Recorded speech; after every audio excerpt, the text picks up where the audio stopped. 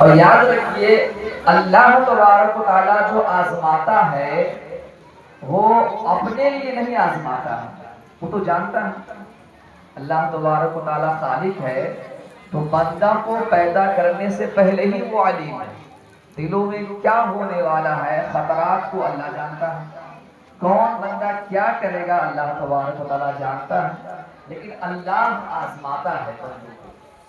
اللہ کی جو آزمائش ہوتی ہے وہ بندوں کے لیے ہوتی ہے کہ بندہ امتحان میں پاس ہو کر بندوں کے سامنے یہ ظاہر کرے کہ اللہ نے اگر اسے چن رکھا ہے تو واقعی اس لائق ہے، اللہ نے اگر اسے سلیکٹ کیا ہے، اسے کوئی مرتبہ ملا ہے تو یہ بندہ اس مرتبے کے لائق تھا، اس لیے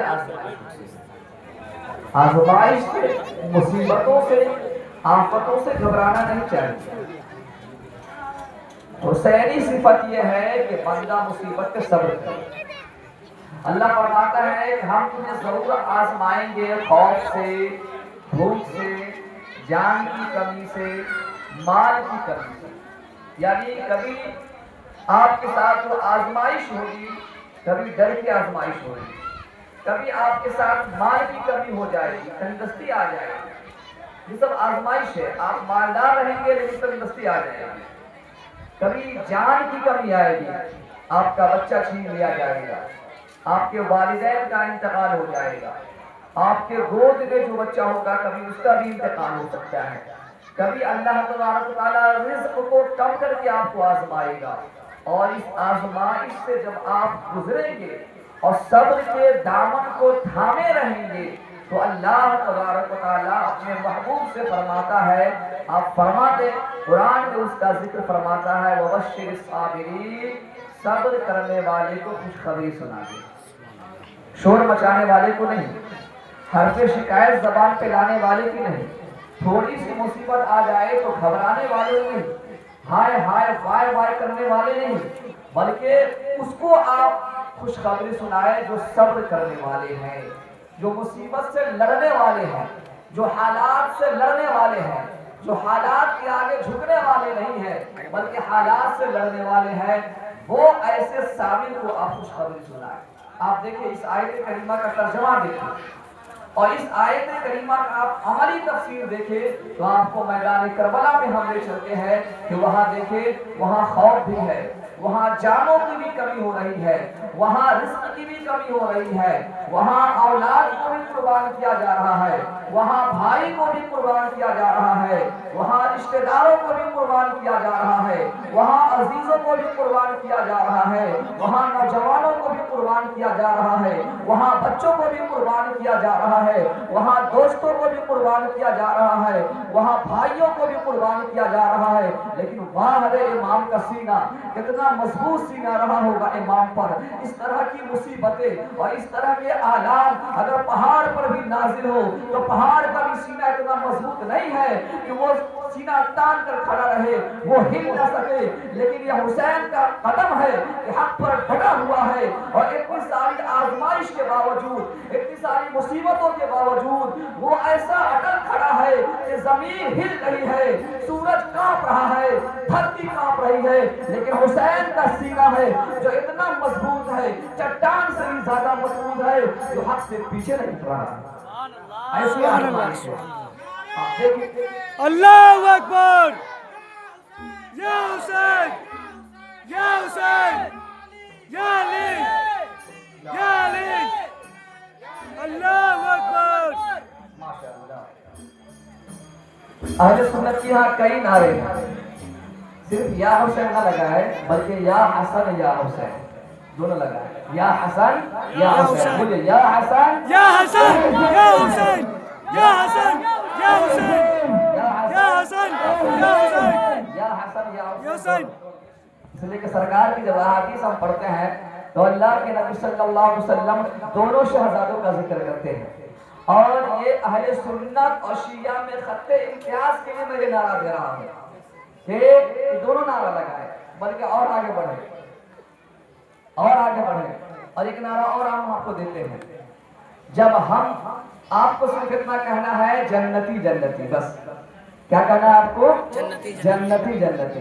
ہر صحابی نبی جنتی جنتی جنتی جنتی. بولیے ہر صحابی نبی جنتی جنتی والدین نبی جنتی جنتی ہر زوجہ نبی جنتی جنتی ہر زوجہ نبی جنتی جنتی حضرت صدیق بھی جنتی جنتی اور عمر فاروق بھی جنتی جنتی عثمان غنی جنتی جنتی حضرت شیر خدا جنتی جنتی حسن اور حسین بھی جنتی جنتی معاویہ اور علی جنتی جنتی.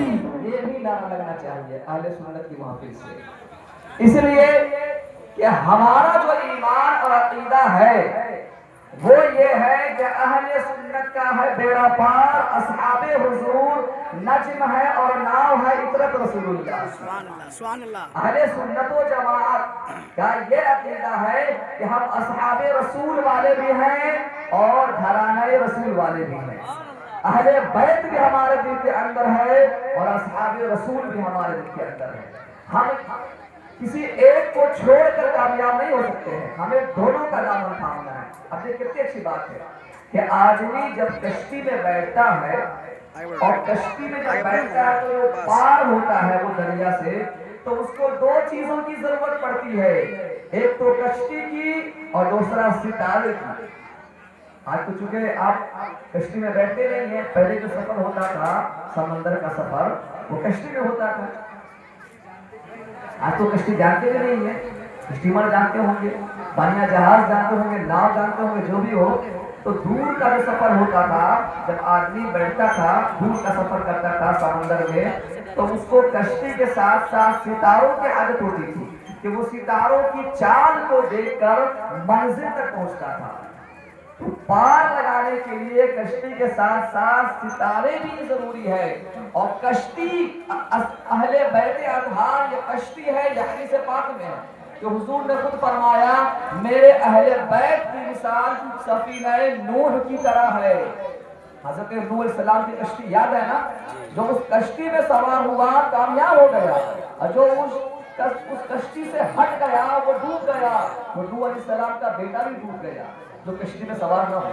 قرآن مقدس کے 12 پارہ میں یہ ذکر ہے کہ نوح علیہ السلام کا بیٹا ڈوب جاتا ہے. تو پار ہونے کے لیے کشتی کے ساتھ ساتھ ستاروں کی بھی ضرورت ہوتی ہے. حضور نے فرمایا اصحابی کا نجوم، میرے اصحاب ستاروں کی طرح ہے، جس کی بھی پیروی کرو گے راہ پالو گے. حضرات محترم، یہ بڑی اچھی بات ہے کہ آپ حضرات زمین پر بیٹھے ہوئے ہیں. نہ تو اس زمانے میں کرسی پہ بیٹھنے کی لڑائی ہوتی ہے، میں تو اس لیے بیٹھ گیا ہوں کہ چونکہ آپ کے روبرو رہوں اور آپ مجھے دیکھیں، ورنہ زمین پر بیٹھنا یہ خاکساری ہے اور عجز ہے، اور اللہ تبارک و تعالیٰ کو عاجزی پسند ہے. اعلیٰ حضرت کو ایک موقع پر کسی نے خاک کہہ دیا، خاک کا معنی ہے مٹی، تانا مار کر خاک کہہ دیا، تو آپ نے پوری ناک مٹی کے فضل کی لکھی ہے. ہم خاک ہیں اور خاک ہی ماوا ہے ہمارا، یعنی ہم مٹی ہے تو مٹی ہمارا ٹھکانہ ہے. ہم خاک ہیں اور خاک ہی ماوا ہے ہمارا، خاکی تو وہ آدم جد اعلیٰ ہے ہمارا. یعنی مجھے مٹی کہہ رہے ہو، تم کیا سمجھتے ہو کہ مٹی کی کوئی حیثیت نہیں ہے، مٹی کی کوئی فضیلت نہیں ہے. وہ خاکی، وہ آدم جد اعلیٰ، جو جد اعلیٰ ہے، جو انسانیت کی اصل ہے وہ بھی خاکی ہے، اس کی پیدائش بھی مٹی سے ہوئی ہے. تو پھر مٹی کو برا کیسے کہہ سکتے ہو؟ اللہ ہمیں خاک کرے اپنی طلب میں، یہ خاک تو سرکار سے تمغہ ہے ہمارا. فرمایا کہ زمین اور آسمان میں مکالمہ ہو رہا تھا، مناظرہ، بحث و مباحثہ. کون افضل ہے؟ آسمان کہتا ہم بلند ہے، تم سے اوپر ہے، اور جو اوپر ہوتا ہے وہ بلند ہوتا ہے. تم نیچے ہو، نیچے والا بلند کیسے ہو سکتا ہے؟ جو اوپر جاتا ہے وہ بلند ہوتا ہے. تو آسمان نے کہا ہم بلند ہے، تو مٹی نے اسے تانا دیا اور کہا، جس کو امام نے شعر بیان کیا ہے کہ خم ہو گئی پشت فلکستان زمین سے.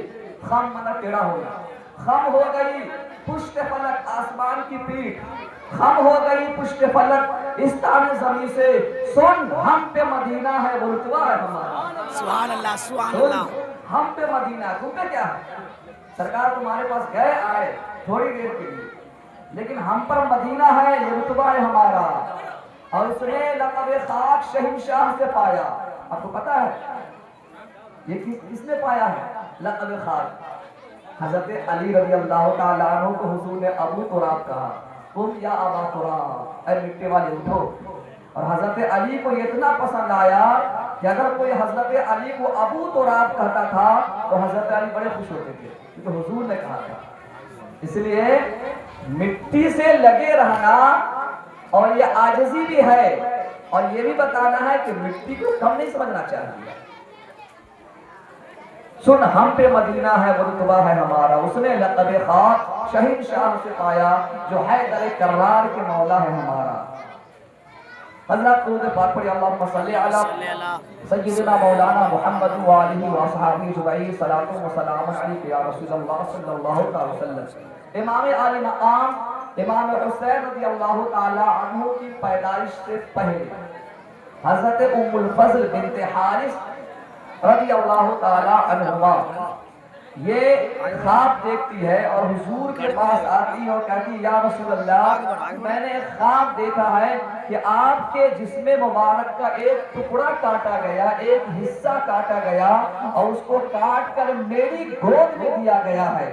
جیسے ہی میں یہ خواب دیکھتی ہوں یا رسول اللہ میں بے چین ہو جاتی ہوں، بڑا دردناک یہ خواب ہے. تو حضور نے فرمایا گھبرانے کی کوئی بات نہیں ہے، تمہیں خوش ہونا چاہیے. انشاءاللہ اللہ تبارک و تعالی حضرت فاطمہ کو بیٹا دے گا اور وہ بیٹا تمہاری گود میں رکھا جائے گا. واقعی حضرت فاطمہ کے گھر جب حضرت امام عالی مقام امام حسین کی ولادت ہوتی ہے تو حضرت ام الفضل رضی اللہ تعالی عنہا کی گود میں وہ دیے جاتے ہیں. اب دیکھیں خواب بھی کتنا اعلیٰ ہے. جس میں پاک کا ٹکڑا، جس میں پاک کا ٹکڑا. امام عالی مقام کو حضور سے اتنی قربت ہے اور اتنی نزدیکی ہے کہ حضور نے خود کہا حسین منی وانا من الحسین، حسین مجھ سے ہے اور میں حسین سے، مجھ سے ہے.